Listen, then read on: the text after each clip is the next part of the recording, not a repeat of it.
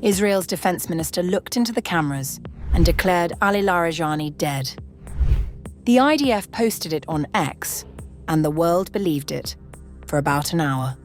Then Larijani's verified account posted a handwritten tribute to fallen Iranian sailors, time-stamped after his own funeral. No video, no denial, no proof of life, just a single post from a dead man's phone. Is Larijani alive, or is someone else running his account?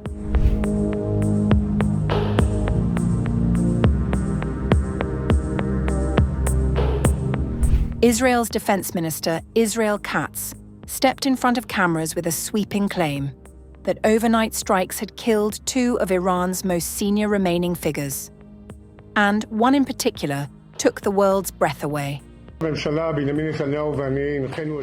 have just been updated by the Chief of Staff that the Secretary of the Supreme National Security Council, Larijani, and the head of the Basij, Iran's central repression apparatus, were eliminated last night and have joined the head of the annihilation program, Khamenei, along with all those eliminated from the axis of evil in the depths of hell.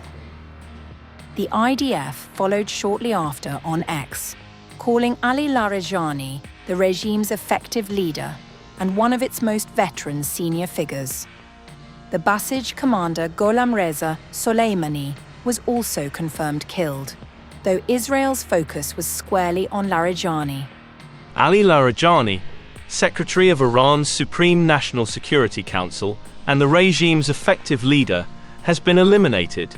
Throughout the years, Larijani was considered one of the most veteran and senior figures within the Iranian regime leadership, and was a close associate of the Supreme Leader Ali Khamenei. If true, it would be the most significant assassination since Supreme Leader Ayatollah Khamenei was killed on February 28th, the first day of the US-Israeli offensive.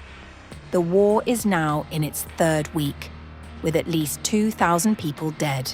But just as the world was starting to believe the Israeli claims, there was a twist in the story.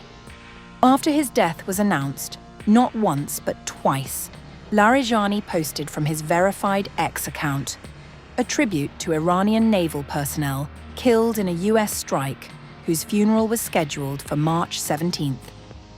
On the occasion of the funeral ceremony for the valiant martyrs of the Islamic Republic of Iran's Navy, their memory will forever remain in the heart of the Iranian nation, and these martyrdoms will strengthen the foundation of the Islamic Republic's army for years to come within the structure of the armed forces.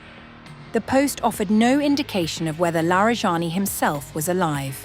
No statement, no video, no denial. Just a handwritten note commemorating the dead, published as Israel was declaring him among them. Larijani was last seen publicly on March the 13th at Quds Day rallies in Tehran. The following day, the United States placed a bounty of up to $10 million on him, and 9 other Iranian military and intelligence officials linked to the Revolutionary Guards. For now, the question of whether Iran's security chief is alive remains unanswered. Israel says he is dead. Iran says nothing. And a post on his social media account has only deepened the uncertainty.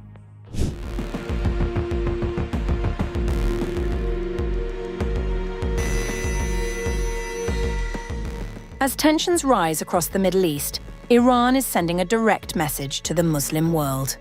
Ali Larijani, one of Tehran's most influential security figures, is urging Islamic nations to clarify where they stand in the growing confrontation involving Iran, the United States, and Israel.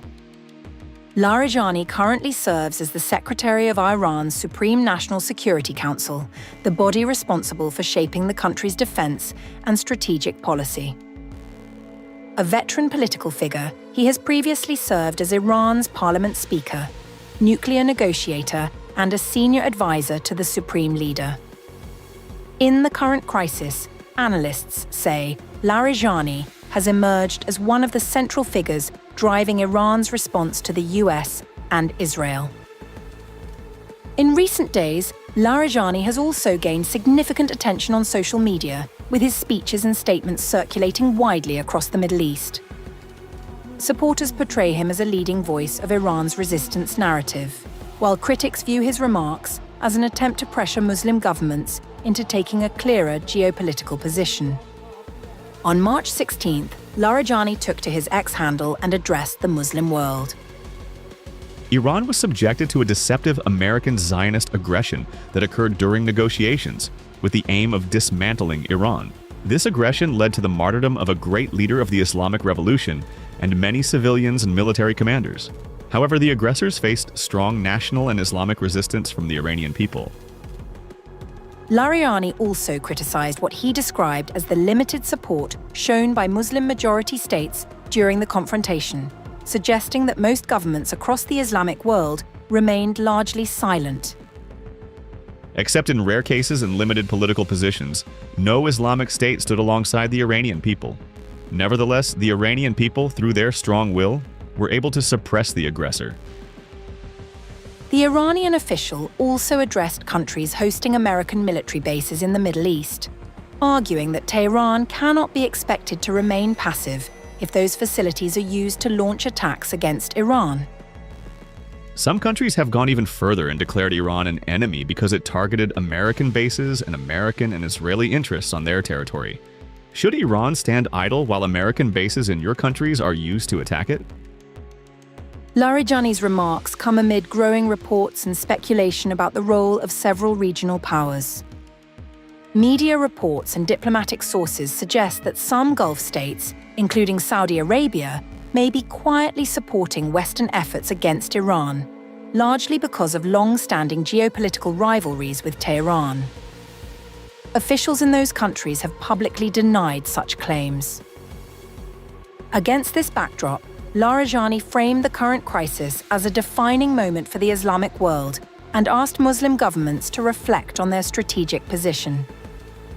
Today, the confrontation is between America and Israel on one side and Iran and the forces of resistance on the other. So, which side do you stand on? At the same time, Larijani emphasized that Iran does not seek dominance over the region and instead called for unity among Muslim nations. The unity of the Islamic Ummah, if achieved with full strength, is capable of guaranteeing security, progress, and independence for all its countries. As tensions continue to rise, Larijani's message highlights the widening political divide across the Middle East, where governments are increasingly being pushed to define their stance in a rapidly evolving regional confrontation.